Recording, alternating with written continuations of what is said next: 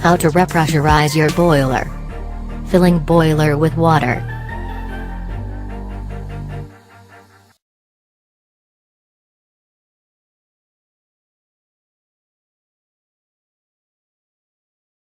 If your home boiler ever loses pressure, it won't be able to properly heat your home.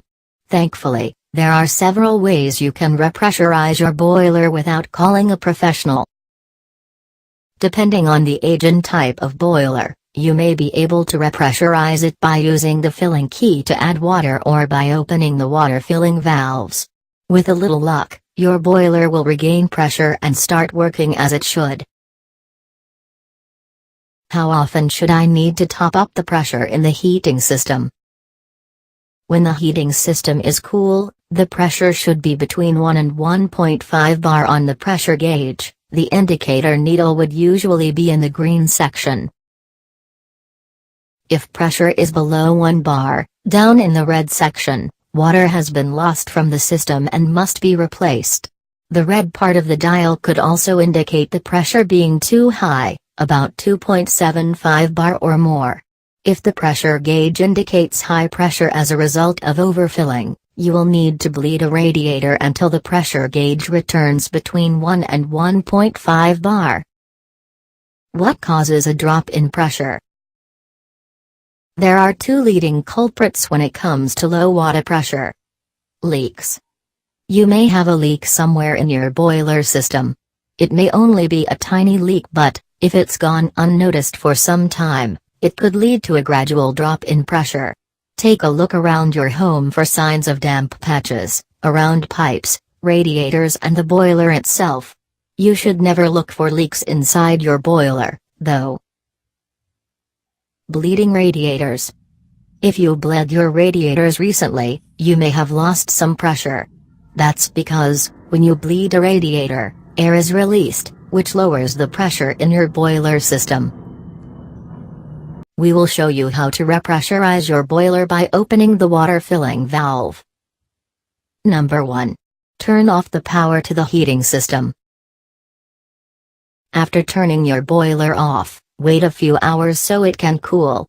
If you don't turn it off and allow it to cool before working on it, you could damage the system or hurt yourself. Number 2. Reach under the boiler and pull out the tray that is concealed underneath. On newer boilers, the tray may be plastic. Older boilers may have metal trays. Whatever the tray is made of, gently pull it out of the boiler. Mine was already removed. Number 3. Locate the water filling valve. Important, don't touch any other valves.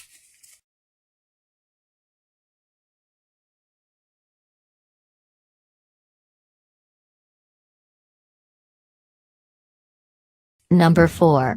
Use pliers and slowly turn the water filling valve anti-clockwise.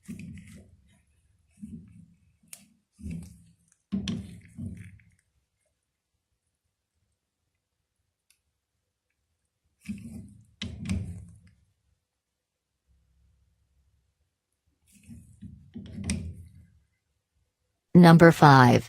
Listen and watch pressure gauge on boiler. Boiler is filling with water.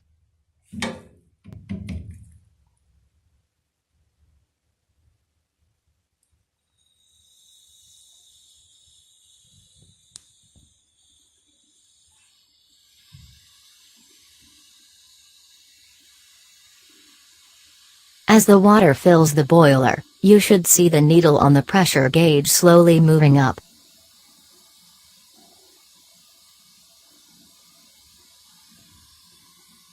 Number 6. When you see the needle reach 1.5 bars, turn the water filling valve clockwise until the water stops. The gauge on many systems will read between 0 and 4 bars.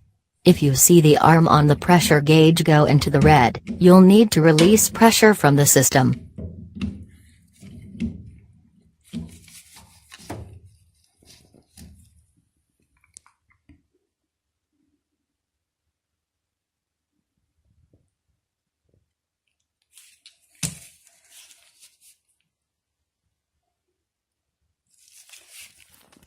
Using a wrench or protective mitts, turn the release knob, next to the release valve, on the radiator. Make sure you're standing clear of the release valve, though, as it will release hot pressurized air. This should lower the pressure on your boiler within seconds.